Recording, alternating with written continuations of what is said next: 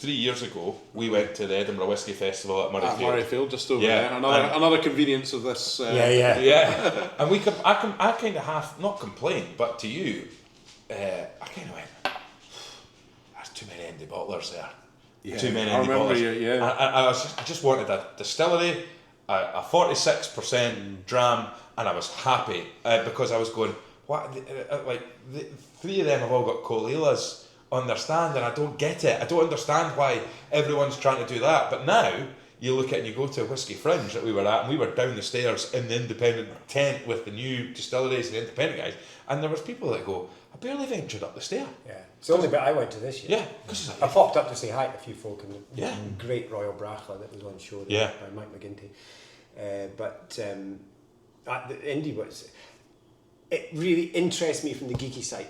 Yeah, because I want the trick of all finishes is to make sure you still hold on to the distillery character. Otherwise, that's when it's pointless.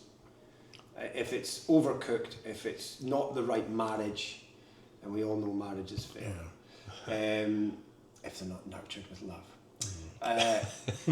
And those, you start to build up a following as an independent bottler because you are, and the Thomson brothers are a great example of that. Yeah. I mean, as are there many, Woodrow's. Fragrant Drops. Fragrant Drops, exactly. It used to be a case that... Fine. Right, fine. You can go through it. We're just going to How many? Everyone does a great job. And the reason is they've all got skin in the game. Yeah. It wasn't the case 20 years ago, 30 years ago. Armchair bottlers, nobody cared, getting casks. Some of the people that were bottling them wouldn't have even tried the liquid. They see the name, they see the age, it goes in the bottle, it's out. Yeah. That then gave literally a sour taste in many consumers' mouths when they were buying into something and going, I quite like this distillery, I've never heard of these guys, but I'll give this a go, and trying it, and they're like, that's guff. Yeah. And it's not the distillery's fault. The indie bottlers have held onto the cask too long, or found a parcel of casks that should never have been bottled. And that has happened where distilleries are trading casks, and most big icon distilleries will have a blend. Yeah. So they need to be keeping casks moving. Sure. And I know that one in particular in the mid-80s put a huge parcel of casks to another. And that particular distillery and blender did nothing with them. They just left them. Now, the fact that they'd been moved from one distillery to another was clear indication that they weren't right for being single cask bottlings. Yeah. Because they maybe made enough of a distillery character, but they're not showcased enough. So they can happily make up your blend, and we will exchange for the ones that you bring in to go into our blend. Sure. That's how it works. But a few years later, an indie bottler turns up at the warehouse doors of said distillery and said, got anything interesting? And they're like, oh, actually, there's a load of casks over there. Have those. We'll sell you these. Yeah. All of a sudden, that indie bottler is like, wow, look at the names on these. This is brilliant. Bottle them all, put them out to the market. And that is actually in 1984 or 1983, where quite a number of major distilleries decided, no, that's it. And teaspooning started to come around. Is that where a teaspooning? So teaspooning for people. So teaspooning would be a case of like what's Balvenie? We had the hazel. You've got Alduni, which is Kinninvane. I can say this now without getting into trouble. Glenfiddich and Balvenie is Wardhead. So majority Glenfiddich, teaspoon of Balvenie, Wardhead. Burnside is Balvenie with a drop of Glenfiddich, and Alduni is Kinninvane with a drop of either or. Yeah. So teaspooning would be just so to explain. So so distilleries can protect themselves. What they would do is they would say, like, if I was a distillery, I would say, right, Mark, you want to buy a cask of my stuff, I'll sell it to you, but you can't put it out as our name because I'm putting a teaspoon of that in there, and legally that would then have to be a blended malt. Yeah. And if you ever did want to sell it as a single, if you ever did get your hands on it as an independent bottler, and if you ever did release it, you would have to release it under that name, Wardhead. Or the delivery order you get from the warehouse, which is your certificate of ownership, will state. And some of them, the only one I know out there that actually, outside of the big ones like Balvenie, Williamson's Lafroig, Dalrymple. Dalrymple is... What's that? Dalrymple is Ailsa Bay. I've got a Thompson Brothers Dalrymple. Bay. Absolute cracker. Yeah.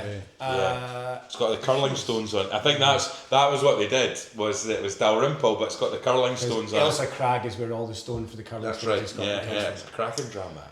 Very good. And that's the thing, and it's cheap. I used to collect Wardhead because I knew it was Glenfiddich, and it's that style. If it was American oak, and there was loads of independent bottlers in Europe, Liquid Sunshine, a couple of others that I got when I was doing work in Belgium and Germany, and stunning. And you're getting like 27-year-old Wardhead for, well, Karen Moore did one actually. Was it a 25-year-old Wardhead for like 120 quid. Yeah, well, it's basically a 25-year-old Glenfiddich. Well, Fraser Soonis brought in, was it Hazelburn? Is it Hazelburn? Yeah, it was a Whiskey Hazelburn, Sponge, 27-year-old Hazelburn. Yeah. And he brought it in. Hazelwood. Hazelwood. Was it Hazel? Yeah. Hazelburn's Campbelltown. Sorry, Hazelwood. Sorry, that's right. So he brought in Hazelwood, and and we were going, like, this 27-year-old single cask Balvenie, effectively. Yeah. Because it's teaspoon. Now, how big's a teaspoon, you don't know. Yeah. But at the same time, what we know is that it's just a case of protecting the brand. It's protection to make sure. A tablespoon is 15 millilitres. Yeah.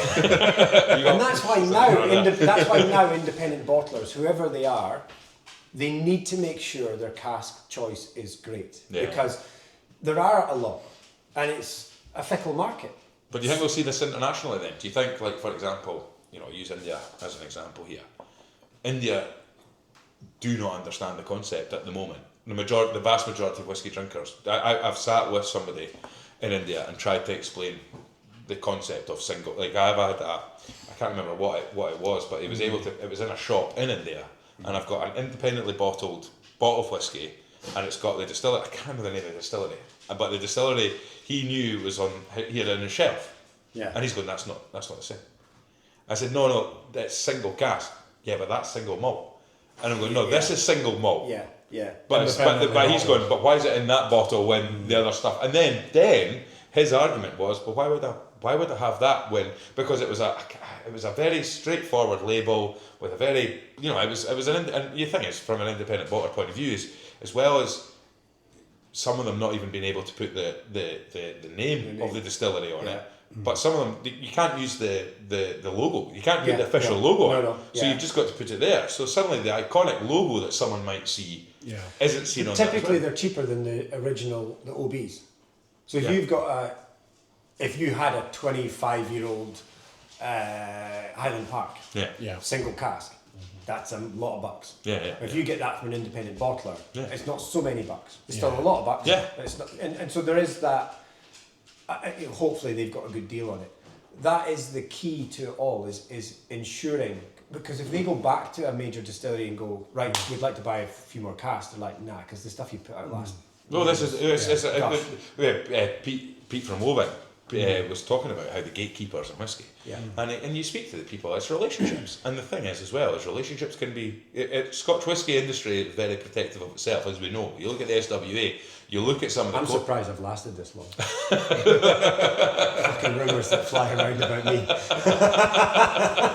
But you look at they will protect the brand of Scotch whisky at all, and rightly so. But at the same time, when you look at the stringency of that. Like, people within the industry as well. You don't want to be the guy or the person or the lady that did that, which led to that. Gets the black mark. Because suddenly it's like you say, with the whiskey, the Scotch whisky industry is a massive industry, but it's a village as well. It's people, you could literally go into the Highlander Inn at some nights and you'll see 3 people from 3 different distilleries having a chat. We spoke about it as well. I can't remember who mentioned it, but it was, for example, the cask brokers. If you've got a cask of something and you pass it on to something that then makes a hash of it or bottles it, you're cut out. And then suddenly it's like, well, we know who sold that cask to so and so. There's a trace, because cask numbers are traceable. The funniest thing I'd heard recently, working for an source. Independent recently, and I was speaking to a friend about a cask, and a very prominent whiskey collector in the UK who also now owns a distillery and did own a shop, had asked a broker to sell a cask. Now, I haven't had this fact checked. This is the story I heard, but who wants the truth to get in the way of a good story? This individual had said, I've got some casks I'd like to sell, there's the parcel of casks, go and sell them. And they said, yeah, I can get a good price on this. About 2 weeks later, same individual gets an email in from another cask broker with a 30% increased price on those casks. And it had just gone round 3 different people. They'd added their 10%. I know who'll buy this. Yeah. He's like, these are my fucking casks. Yeah. It happened to me years ago. When I looked at it, I looked into the cask ownership situation and ended up talking to, you answer one Facebook ad and then suddenly you're getting inundated with people calling you and this, that, and the next thing. Milton Duff. So Milton Duff, I've got an affinity. People listening to the podcast will know. Yeah. I have an affinity to Milton Duff, and I sort of said, you know what? A cask of Milton Duff would be cool. Good distillery. Yeah, and find out what it would cost. So I put it out, and I put it out to one person, and I got the same 7 casks, the parcel of 7 casks. Still got the screenshots of the spreadsheet. The same 7 casks were offered to me by 3 different people. At 3 different prices. Different prices. The cheapest price was obviously the guy that I knew was closest to the source.